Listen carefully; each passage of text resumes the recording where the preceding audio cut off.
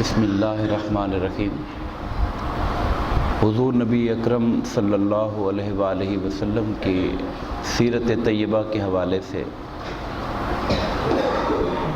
ایک بڑا اہم واقعہ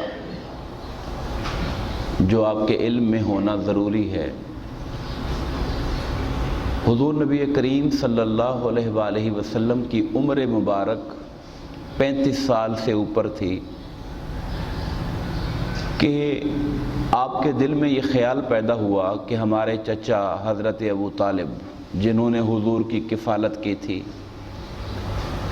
کہ وہ عیالدار ہیں اور عیالداری کی وجہ سے تھوڑا ان کا ہاتھ تنگ ہے اور مالی طور پر پریشانیوں کا شکار ہیں۔ تو آپ نے اپنے دوسرے چچا حضرت عباس سے جا کر ملاقات کی اور حضرت عباس کو جا کر یہ بتایا کہ آپ کے بھائی ابو طالب یعنی میرے چچا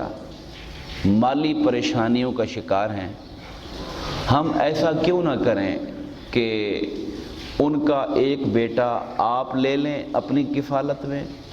اور ان کا ایک بیٹا میں لے لیتا ہوں اپنی کفالت کے اندر، تاکہ ہمارے چچا پر جو بوجھ ہے وہ ذرا کم ہو جائے، وہ ہٹ جائے اور ہم ان کی اس پریشانی میں دور کرنے والے بن جائیں اور اس کے حصے دار بن جائیں۔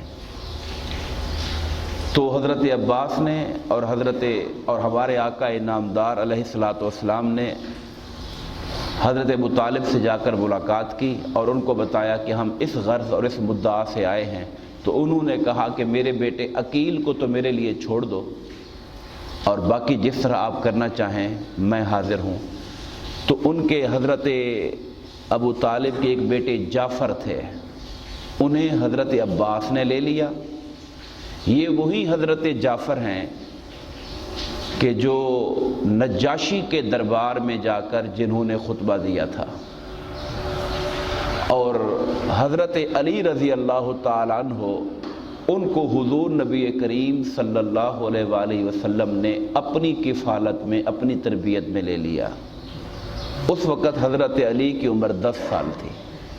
10 سال عمر تھی۔ تو اس وقت سے لے کر پھر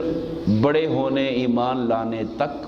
وہ مسلسل حضور ہی کے گھر میں، حضور ہی کی تربیت میں، حضور کی کفالت میں انہوں نے زندگی بسر کی۔ یہاں یہ بات بڑی اہم ہے سیرت طیبہ کے اس واقعے سے ایک پیغام بڑا ہمیں ملتا ہے کہ ہمارے جو قریبی رشتہ دار ہیں، ہمارے چچا ہیں، ہمارے ماموں ہیں، ہمارے بھائی ہیں، ہماری بہنیں ہیں، ان پہ اگر کوئی تکلیف، کوئی پریشانی، خواہ وہ مالی ہو یا کسی اور طرح کی ہو،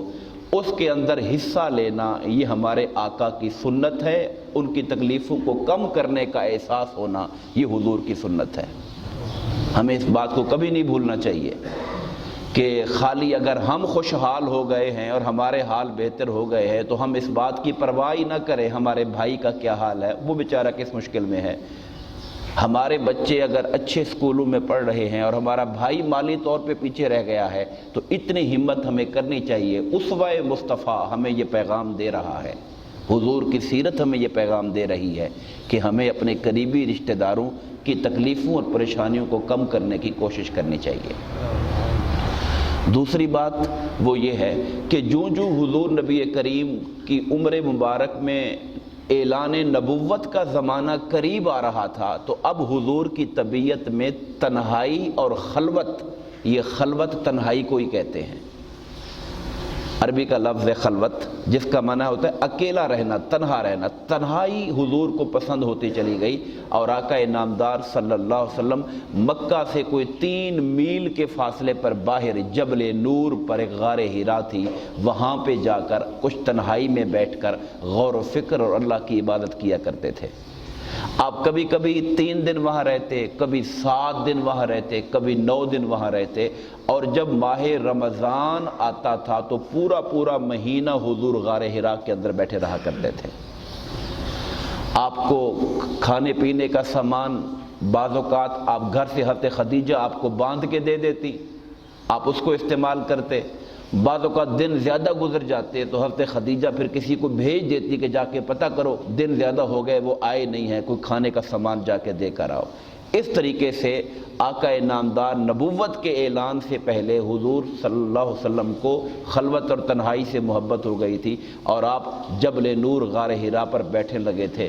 پہاڑ اور بھی تھے، مگر اس پہاڑ کو چننے کی وجہ سیرت نگاروں نے یہ لکھی کہ اس پہاڑ کی اس غار پر بیٹھ کر اس زمانے میں خانہ کعبہ سامنے نظر آیا کرتا تھا، اس لیے آقا وہاں بیٹھا کرتے تھے۔ مزید گفتگو انشاءاللہ ہم کل کریں گے۔ اللہ تبارک و تعالی ہمیں آقا نامدار کی سیرت سے فیض حاصل کرنے کی توفیق عطا فرمائے، آمین۔ وما علینا الا البلاغ المبین۔